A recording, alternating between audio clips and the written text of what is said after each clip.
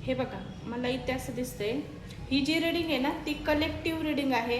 तुम्हाला जेवढी रेझोनेट होईल तेवढीच घ्या, बाकीची सोडून द्या. तर मला इथे असं दिसतंय, तुमचा पार्टनर तुमच्याबद्दल एक विचार करताना दिसतंय. त्यांना वाटतं की तुमचं नातं त्यांच्या आयुष्यात महत्त्वाचं आहे, तुमचं असणं त्यांच्या जीवनामध्ये खूप महत्त्वाचं आहे. काही लोकांसाठी हे लॉंग डिस्टन्स रिलेशनशिप असू शकते आणि काही जणांसाठी हे सायकल पूर्ण होत आहे आणि नवीन सुरुवात तुमच्या लव्ह लाईफमध्ये होताना मला इथं दिसते. तर ते तुमची किंमत ओळखतात, तुम्ही त्यांच्यासाठी असणं त्यांच्यासाठी खूप महत्त्वाचं आहे असं विचार ते करत आहे. इथं त्यांची फिलिंग्स अशी दिसते की ते तुमच्याबद्दल विचार तर करतायत, पण काही ठोस डिसिजन त्यांना तुमच्याबद्दल घ्यायचे पण आहे. हे कार्ड्स असं दाखवतात, असे संकेत देतात की तुमचे पार्टनर मोठ्या बदल टाळत आहेत. त्यांना असं फार काही मोठं डिसिजन घ्यायचं पण नाही आहे आणि थोडंसं वेटिंगवर आहे. हे त्यांच्या मनात ना एक भीती आहे, त्यांना काहीतरी ना बोलायचं आहे पण योग्य वेळेची हे वाट पाहत आहे असं इथं दिसते. अहंकार, भीती आणि जुन्या दुःखामुळे ते खूप असं शांत बसलेले. पाचच्या काही ज्या काही गोष्टी आहेत तुमच्यामध्ये, वादविवाद झाले, अपशब्द काही बोलले असेल, तुम्ही मनाला लागेल असं काही बोलले असेल, तर हे त्यांच्या मनामध्ये कुठेतरी घर करून बसले आणि त्या गोष्टी, त्या पाचच्या रिपीट गोष्टी ते आठवत आहे. आतून असं आतून खूप विचार चालू आहे, ओव्हर थिंकिंग खूप आहे, पण बाहेरून असे ते शांत दाखवत आहे, स्ट्रॉंग दाखवत आहे. हे कार्ड्स मला असं दाखवतं की एक व्यक्ती जास्त देत आहे तर दुसरी व्यक्ती कमी देत आहे असं या कार्ड्समध्ये मला दिसते. बॅलन्स तुमच्या रिलेशनमध्ये सध्या नाही आहे, इनबॅलन्स तुमच्या रिलेशनमध्ये आलेले आहे. गैरसमज खूप झाले आहे. तुम्ही दोघं पण अशा भूमिकेत आहे, विक्टिम कार्ड प्ले करत आहे, एकमेकाला दोषी ठरवताना मला इथं दिसत आहे. चुका तुम्ही कोणीही दोघं म्हणजे असं एक्सेप्ट करत नाही की माझंही कुठं चुकलंय. ब्लेम दोघांनाही एकमेकांना तुम्ही करतायत असं दिसतंय.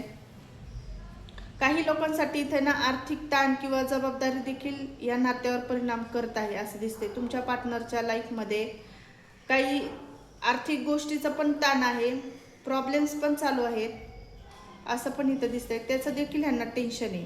पण तुमच्या पार्टनर जुन्या म्हणजे असं नाही का, जुन्या जे काही दुःखातून बाहेर पडण्याचा प्रयत्न करतायत, ते त्यांच्या मनात अजून पण प्रेम आहे, ते माफ करण्याचा प्रयत्न देखील करत आहे, विचार करतायत.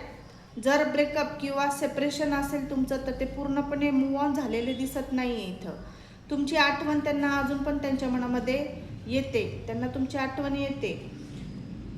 पण त्यांचे जे विचार आहे ना करंट आता सध्याचे, मी अजून तयार नाही आहे किंवा मला स्वतःहून ते बोलायचं नाही आहे, मला तिची म्हणजे तुमची आठवण देखील येते असं त्यांना वाटतं. आठवण तर येते पण मी आधी स्वतःला सांभाळतो, योग्य वेळ आल्यावर बोलेल असं त्यांचे काहीतरी विचार चालू आहेत.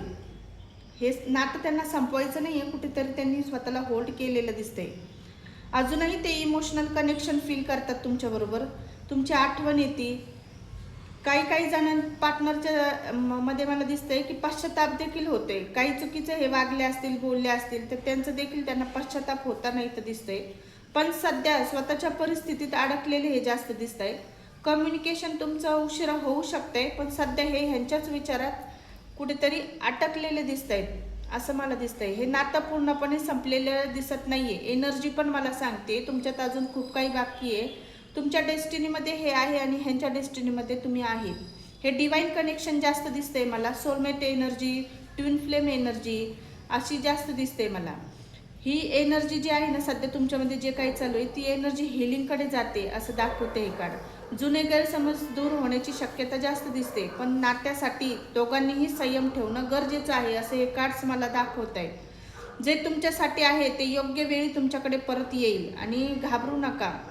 स्वतःवर प्रेम करा आणि विश्वास ठेवा की तुमचा पार्टनर तुमच्याकडे पुन्हा रिटर्न येऊ शकते. जर ही रीडिंग तुम्हाला रेझोनेट झाली असेल तर व्हिडिओला लाईक करा, चॅनल सबस्क्राईब करा, इन्स्टावर असेल तर फॉलो करा, कमेंटमध्ये थँक्यू युनिवर्स नक्की लिहा. थँक्यू.